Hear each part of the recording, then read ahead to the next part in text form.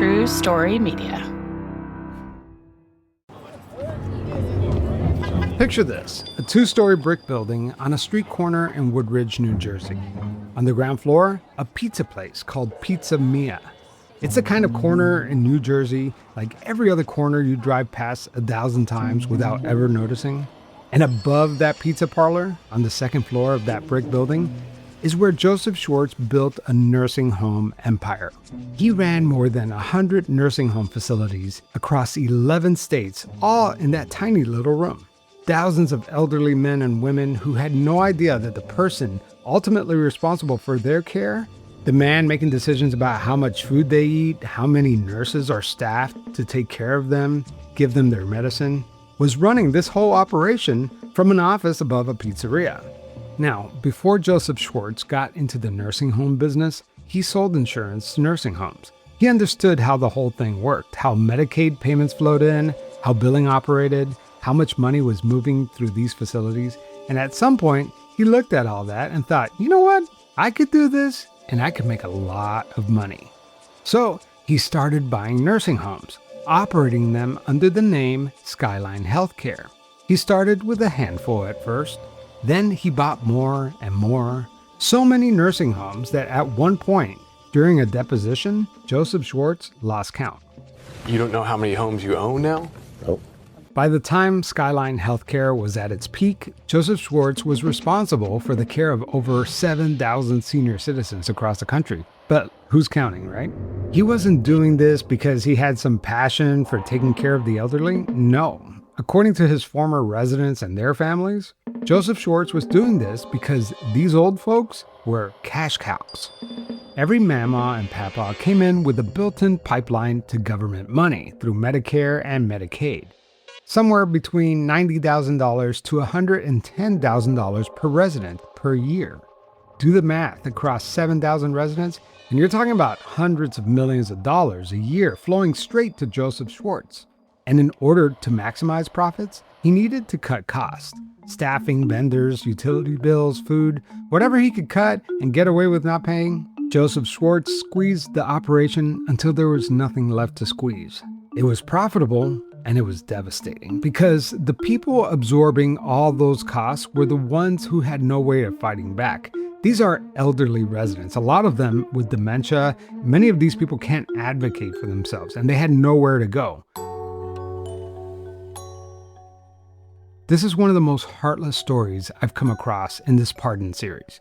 Not only was there massive Medicaid fraud, it's shocking because of the blatant disregard for human dignity. But that is just the beginning, because in this episode, we are going to talk about Joseph Schwartz's eventual presidential pardon, the political fixers with direct access to the White House who made it happen, and it ends with a violent extortion plot straight out of a mob movie. I'm Javier Leyva, and this is Pretend, stories about real people pretending to be someone else.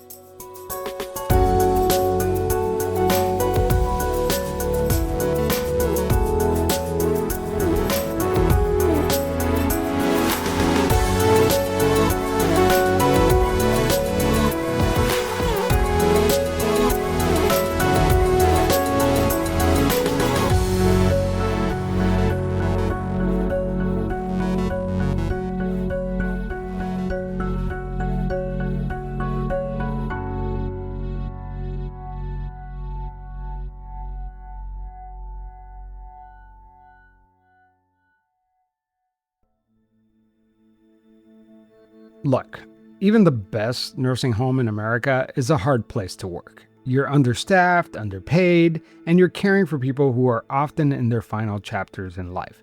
It's emotionally and physically draining, and it's demanding work. But what was happening inside Skyline Healthcare facilities was not normal.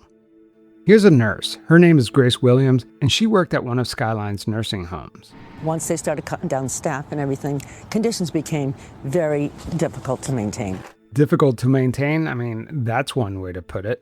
Staff say that they were already short-staffed when Schwartz cut the shifts down from 5 to 3 nurses a shift. And then came this order from corporate that I have to say was really disturbing when I first read it. So I apologize in advance for the graphic details, but it's important. According to reports, staff were told that adult diapers would be rationed. 2 diapers per patient per shift, no exceptions. Not even changing it when the resident needs it. 2 diapers per shift, that's it. Which meant that most people's mothers and fathers and grandparents were being left to sit in their own waste because Joseph Schwartz decided the diapers were a line item that he could just cut. And when the toilet paper ran out, the staff started buying it themselves, out of their own pockets. And in Massachusetts, by the spring of 2018, the vice president of operation for Skyline's South Dakota facilities was sending desperate emails to state regulators, warning them that the water was about to get shut off at 2 facilities in Rapid City. Why? Their bills weren't getting paid, and the electricity in another location was about to be cut off for the same reason. One report states that some of these nursing homes had enough laundry supplies to last only 4 more days. And they only had 5 days of food left for dozens of elderly men and women who had nowhere else to go. And in Pennsylvania, things were so bad that when the elevator broke, staff formed a human chain up 3 flights of stairs just to pass food trays to the residents. One nursing home manager gave his personal credit card to a van driver so that they could buy gas to transport patients. And this was happening in America. The nursing staff couldn't just walk out and leave these people behind.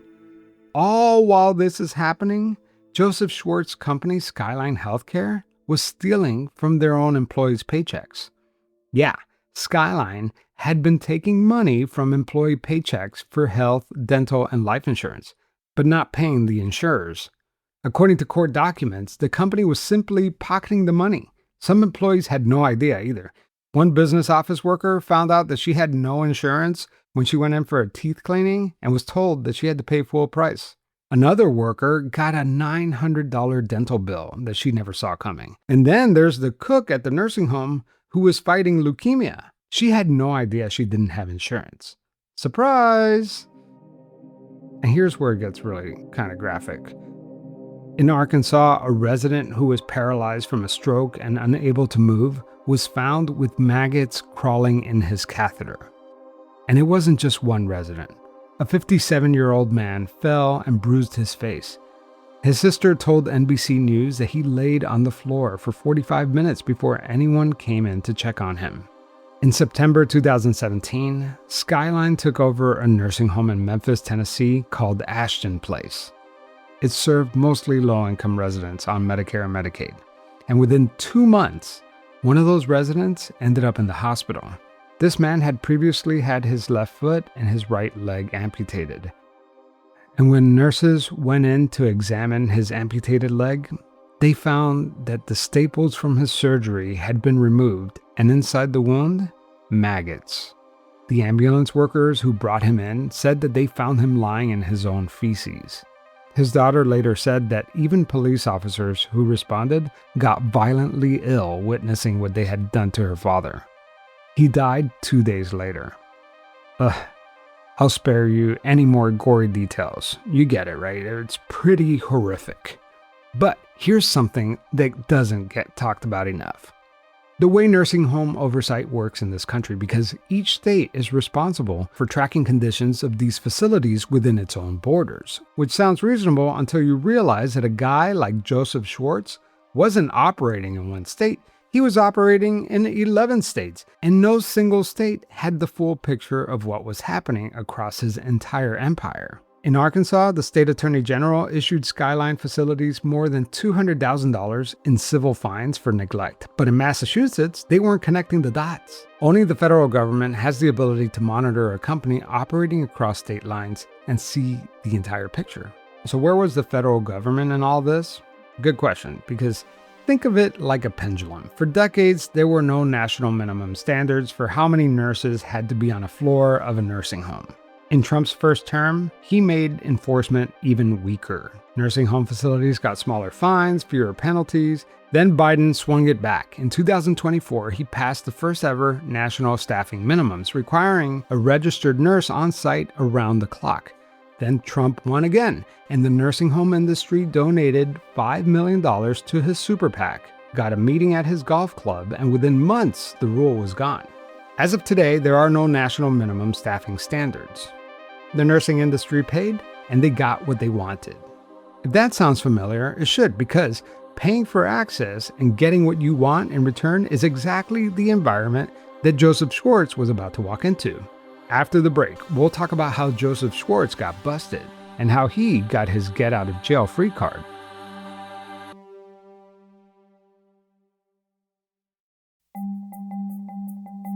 For Joseph Schwartz, running a leaner operation is just good business, and business is business, right? But the courts disagreed. In April 2025, Joseph Schwartz pleaded guilty in federal court to failing to pay nearly $38 million in employment and payroll taxes.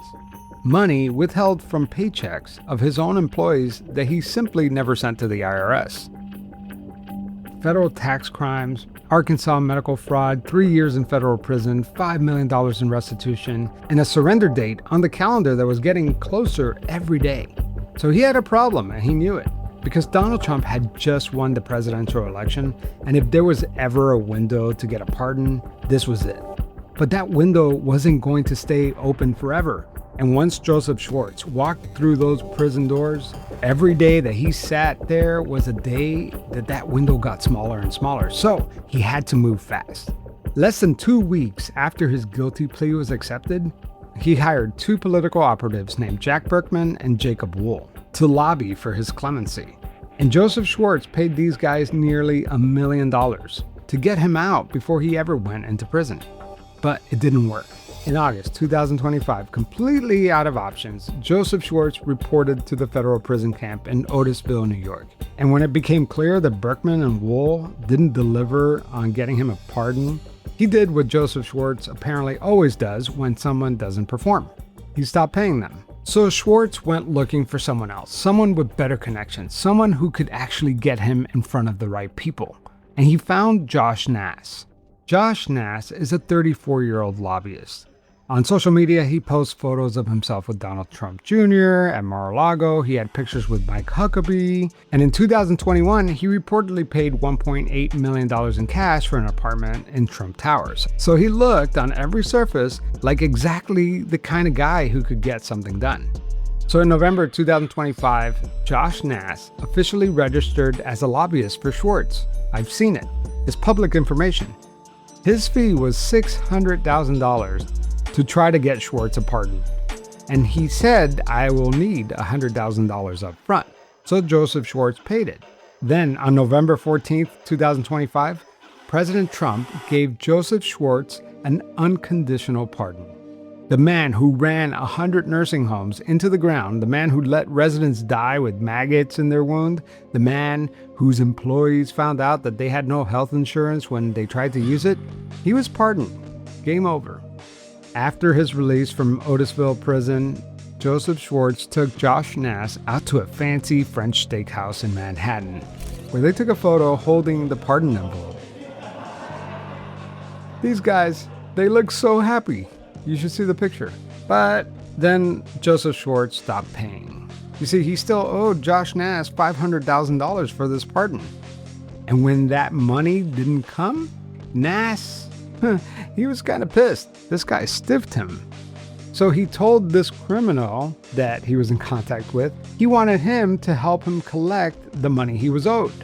This criminal, had racketeering convictions and had served 46 months in federal prison. But what Josh Nass didn't know was that this criminal was also cooperating with law enforcement.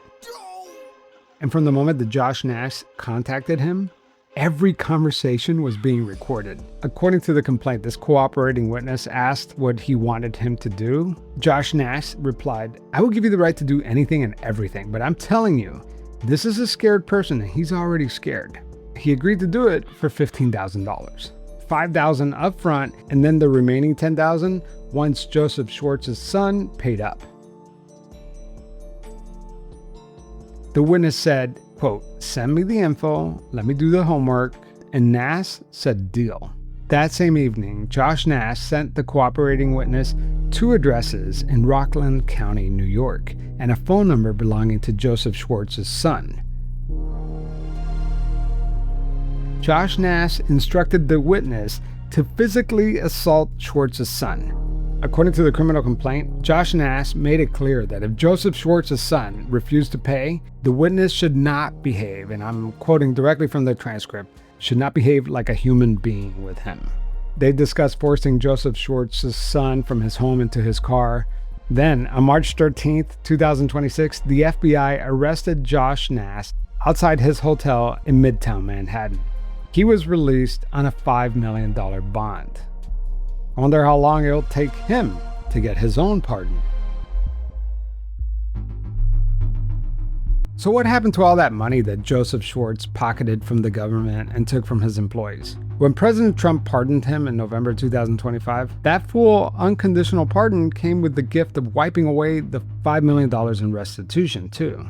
So the victims of his fraud weren't going to get that money back. But Joseph Schwartz was not out of trouble. You see, a federal pardon can only get you so far.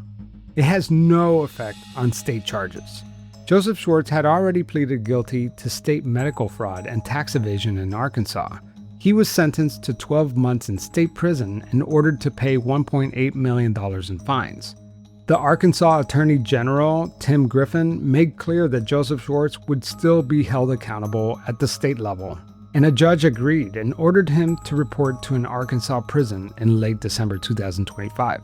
But he was out by January, having only served 2.5 weeks.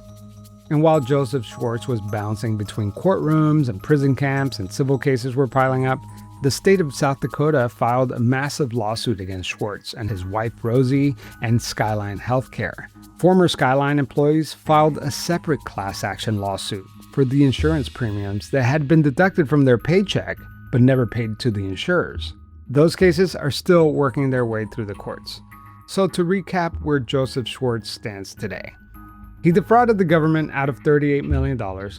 He let his residents suffer in conditions that I can't even get out of my head, and he stole from his own employees. And he served a grand total of about 3 months in federal prison. The Joseph Schwartz case is wild. Wild because there was already the perception of a pay-to-pardon cottage industry. For God's sakes, we're having public filings where lobbyists explicitly disclose that they got paid millions of dollars for the promise that their relationship to the president or his inner circle will get them a pardon. And then when we have a case like Josh Nass, the lobbyist who fulfilled that transaction didn't get paid and he hired a goon to get his money back.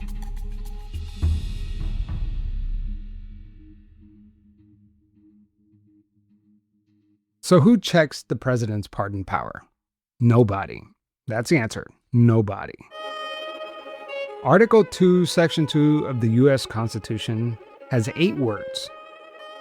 Quote, "He shall have the power to grant reprieves and pardons."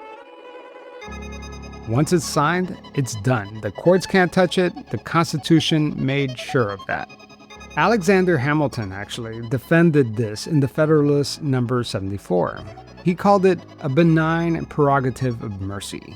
He argued that the justice system makes mistakes, that sometimes the law is too rigid, that there should be some mechanism, some pressure valve for when the law gets it wrong or where a person deserves mercy. The federal clemency program has a process. You have to show that you actually changed. How are you living since your conviction? How long ago did it happen? How serious were the crimes? Then that office would go back to the prosecutors who put you away, the judge who sentenced you, and if they were victims, they would be heard from too. And if someone made it through all of that and still looked like a real candidate, the FBI would run a full background investigation. It was slow, it was bureaucratic, but at least there is a process. But as you can tell from listening to the series, there are ways to bypass this process. The White House has denied that President Trump's clemency decisions are shaped by lobbyists. All of the traditional rules and procedures pertaining to pardons have been thrown out the window. That's Liz Oyer, speaking to 60 Minutes. Liz Oyer ran the Office of Pardon Attorney inside the Department of Justice since 2022. Her job was to sift through the applications, review each file, and make recommendations to the White House whether someone had genuinely earned a second chance. I understood that clemency was going to be conducted entirely out of the White House without input from the Office of the Pardon Attorney. The moment that she refused an order from the White House, she was fired. She was replaced by Ed Martin, an ally of the president. And again, the White House denies all this criticism, and they insist that the pardon attorney continues to provide recommendations to the president. But one pardon that drew particular scrutiny was Changpeng Zhao, the founder of crypto giant Binance. Changpeng Zhao pleaded guilty to money laundering. The problem wasn't that Trump pardoned a convicted felon. Binance had taken steps to financially benefit a Trump family crypto business. In other words, the guy Trump pardoned had been putting money into Trump's family pocket. 60 Minutes asked Donald Trump about it directly. How do you address the appearance of pay for play? Well, here's the thing. I know nothing about it because I'm too busy doing the other. But he got a pardon. No, I can only tell you this. My sons are into it. I'm glad they are because it's probably a great industry, crypto. I think it's good. You know, they're running a business. They're not in government, and they're good. I'm proud of them for doing that. I'm focused on this. I know nothing about the guy other than I hear he was a victim of weaponization by government. Just like at Disney World, it seems like you could buy a fast pass to clemency and skip all the way to the front of the line. There has cropped up what many experts have referred to as a pardon economy. Individuals who have political connections to the president are leveraging those connections to establish businesses lobbying for pardons, and applications are going straight to the president. Whenever he's asked about a specific case, are you going to pardon Ghislaine Maxwell? Are you going to pardon P. Diddy? He answers by saying, well, I could. I'm allowed to, I'm entitled to, I have the right to do it. He doesn't answer whether he will or won't do it, and people are lining up in droves. Here's what gets lost in all of this. There are real people waiting in the queue right now. People who made a mistake, they served their time, they spent years trying to earn their way back. They filed their paperwork, they're doing everything right. But they just can't afford to do it the way Joseph Schwartz did, or Changpeng Zhao, or any of the people that you've heard about in this series. So they wait while the wealthy and the connected walk straight through the front door. Next time on Pretend, we've talked a lot of smack about the clemency program, but now we're going to talk about the way it's supposed to work. That's next time on Pretend. But if you can't wait, the new episode is out right now on Patreon or Pretend Plus on Apple Podcast. Today's episode was written and produced by me, Javier Leiva. Our theme music is by Joe Basile with thechicken.net. As always, thank you for all my Patreon supporters and my Pretend Plus supporters on Apple Podcasts. You guys are the ones that make this show run. You've left a lot of feedback on Spotify. Keep them coming. I love to hear from you guys. I love your thoughts on this episode or this entire series. For now, that's all I got. Talk to you next week.